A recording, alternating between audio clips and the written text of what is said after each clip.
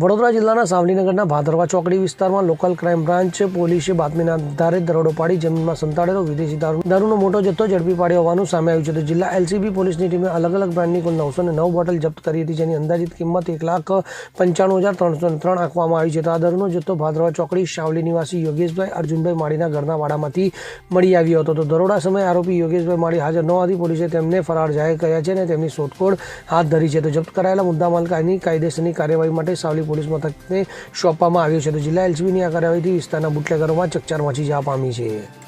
Bureau report CN24 news. હવે જુઓ દેશ દુનિયાની તમામ ખબરો તમારી આંગળીના ટેરવે. ઉઠાવો મોબાઈલ અને ગૂગલ પ્લે સ્ટોર પરથી ડાઉનલોડ કરો અમારી CN24 ન્યૂઝ મોબાઈલ એપ.